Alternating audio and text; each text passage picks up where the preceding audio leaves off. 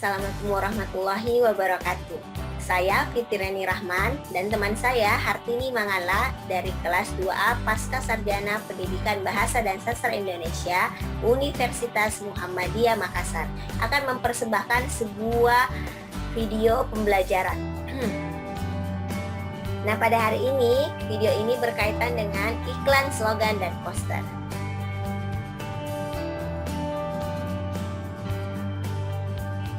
Sebelum kami menjelaskan tentang iklan, slogan, poster, teman-teman lihat gambar berikut ini.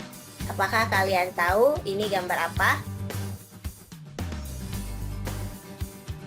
Ya, jawaban yang sangat bagus. Di antara kelima gambar ini, termasuk ada beberapa yang termasuk iklan, slogan, juga poster. Untuk jawaban benarnya akan kita bahas di akhir video ini setelah penjelasan mengenai iklan, slogan, dan poster ya.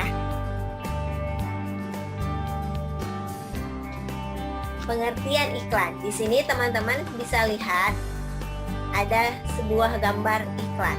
Nah, apa sih iklan itu? Iklan adalah teks yang bertujuan untuk membujuk atau mendorong khalayak untuk membeli barang atau menyewa jasa yang ditawarkan.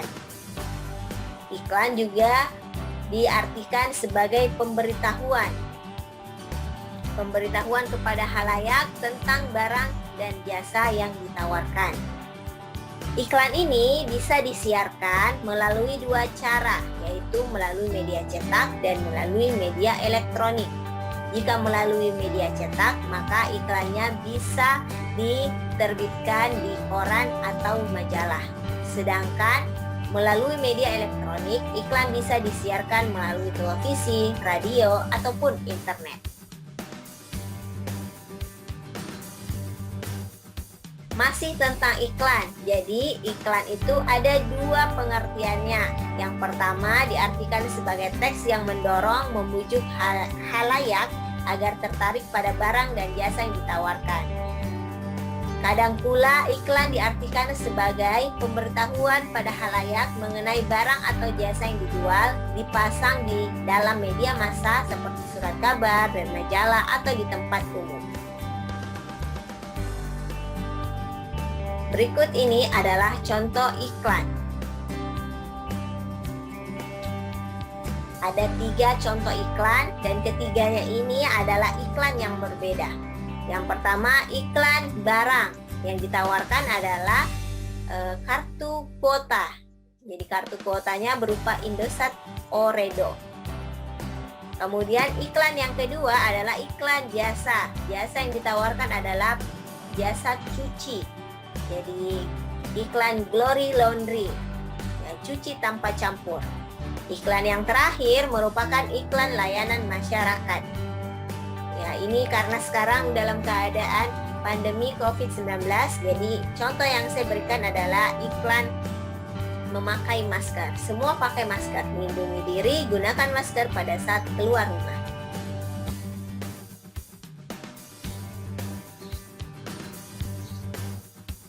Kita beralih pada slogan. Nah, di sini teman-teman bisa lihat ada contoh slogan. Hidup hanya sekali, hiduplah yang berarti. Kita bisa menarik simpulan dan bisa membedakan antara iklan dan slogan dari contoh yang kita lihat. Nah, apa sih itu slogan? Slogan adalah perkataan atau kalimat pendek yang menarik dan mudah diingat untuk memberitahukan atau menjelaskan maksud, tujuan, isi iklan dalam kalimat yang singkat. Berikut ini adalah contoh slogan. Ini hanya berupa kata-kata. Nah, ini slogan yang biasanya ada di iklan. Jadi kadang iklan juga itu mengandung slogan. Nah, ini contohnya, Yamaha semakin di depan. Ini slogan yang biasa kita lihat di jalanan di daerah-daerah, ya, yang dipasang oleh pemerintah. Utamakan bahasa Indonesia, lestarikan bahasa daerah, kuasai bahasa asing. Nah, ini contoh slogan berikut. Hidup hanya sekali, hiduplah yang berarti. Dan ini, saya bangga menggunakan bahasa Indonesia. Jadi slogan itu mengutamakan kata-kata yang memotivasi. Jadi kata-kata yang mudah juga diingat sebagai tujuan hidup dari seseorang ataupun tujuan atau visi misi dari sebuah perusahaan. Selanjutnya adalah poster. Jadi poster adalah plakat, kata-kata dan gambar yang dipajang di tempat-tempat umum. Poster hampir sama dengan iklan, yakni pemberitahuan suatu ide, hal baru atau hal penting kepada halayak. Poster mengandalkan perpaduan gambar dan kata-kata. Poster lazimnya dipasang di tempat-tempat umum. Jadi ada poster yang hanya sekadar pemberitahuan tentang beberapa informasi, ada juga poster kegiatan. Berikut ini adalah contoh poster yang biasa kita temui. Nah, minimal 15 menit membaca buku. Poster ini biasa kita temukan di perpustakaan. Pintar itu mahal, ayo kita belajar. Ini poster yang bisa kita temukan di sekolah-sekolah. Kawasan, dilarang mencontek. Ini adalah contoh poster yang biasa dipasang di kelas. Jadi poster itu mementingkan kata-kata juga gambar. Nah, terakhir poster yang sering kita temui karena sekarang dalam keadaan pandemi COVID-19. Jangan lupa cuci tangan dengan sabun.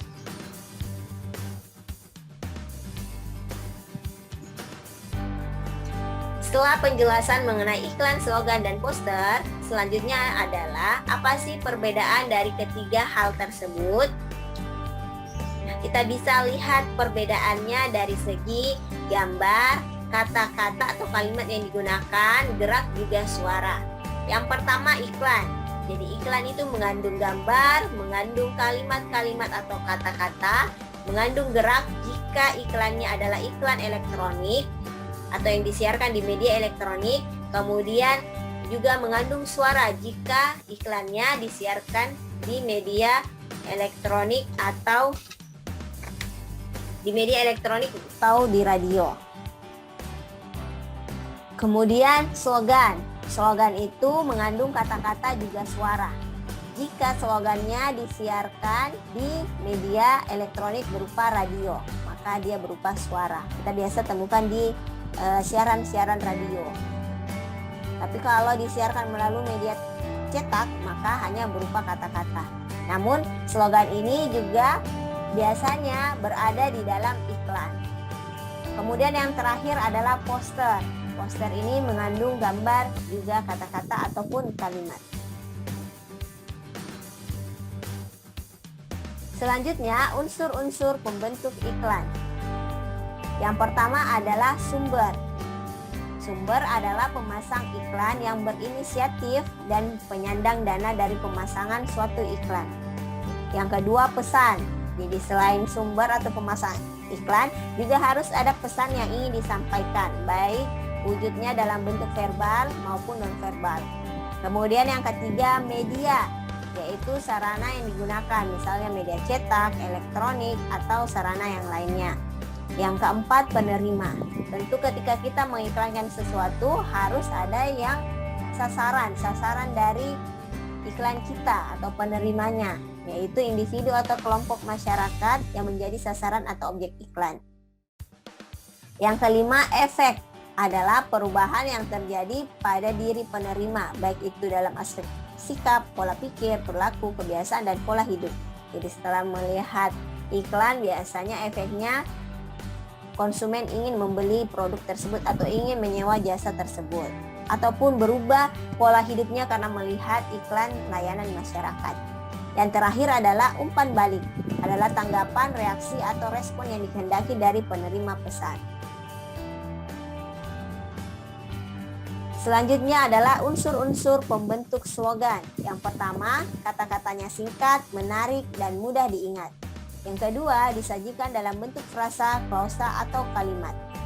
Dan yang terakhir adalah merupakan semboyan suatu organisasi atau masyarakat. Berikutnya adalah unsur pembentuk poster. Yang pertama, bahasa yang digunakan menarik dan jelas serta tidak berbelit-belit, kemudian memiliki sasaran yang jelas. Yang ketiga, pemilihan warna dan jenis huruf harus menarik karena menjadi daya tarik pembaca. Yang keempat, memiliki slogan produk untuk menarik pembaca dan sebagai jaminan yang diperoleh konsumen jika membeli maupun memanfaatkan barang atau jasa di poster tersebut. Terakhir, perlu adanya logo dan nama perusahaan sehingga jelas siapa yang menghasilkan produk, barang maupun jasa tersebut sehingga dapat meningkatkan kepercayaan pembaca.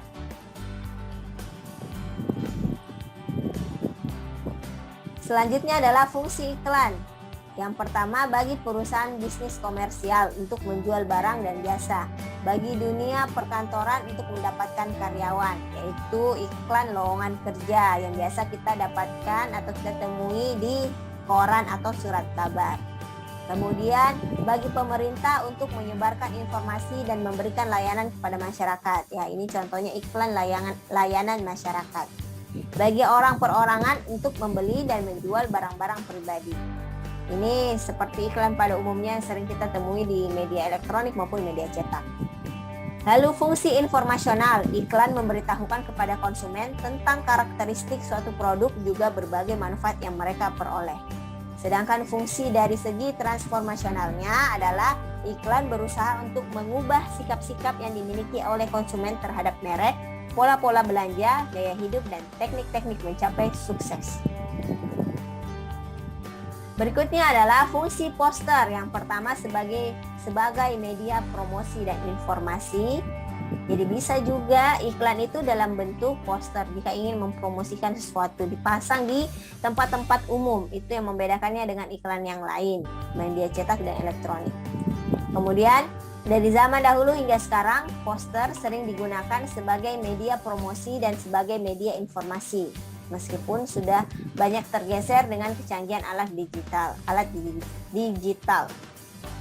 Jadi poster ini masih sering kali digunakan. Selanjutnya adalah fungsi slogan. Yang pertama, media pendidikan masyarakat. Kemudian yang kedua, memacu semangat suatu kelompok sebagai pernyataan cita-cita, sebagai alat propaganda politik. Jadi ketika kampanye biasanya digunakan slogan dari setiap kandidat. Ada slogannya yang dipasang-pasang di spanduk. Ketika kita lihat nomornya, kita akan ingat slogannya apa. Kemudian kita juga akan ingat siapa yang harus kita pilih. Misalnya slogan dari Yusuf Kalla, lebih cepat lebih baik. Maka ketika kita ucapkan kalimat tersebut, kita akan ingat bahwa itu adalah slogan dari Yusuf Kalla. Kemudian sebagai pernyataan cita-cita, misalnya dalam sebuah sekolah ada slogannya, contoh Al-Akhyar, unggul dan berakhlak. Itu adalah slogan sebagai pernyataan cita-cita. Dan dari slogan tersebut bisa memacu semangat dari suatu kelompok. Kemudian media pendidikan masyarakat jika slogannya berkaitan dengan hal-hal yang memotivasi tentang kehidupan. Ya, demikian penjelasan kami tentang iklan, slogan, dan poster. Atas perhatiannya, terima kasih. Assalamualaikum warahmatullahi wabarakatuh.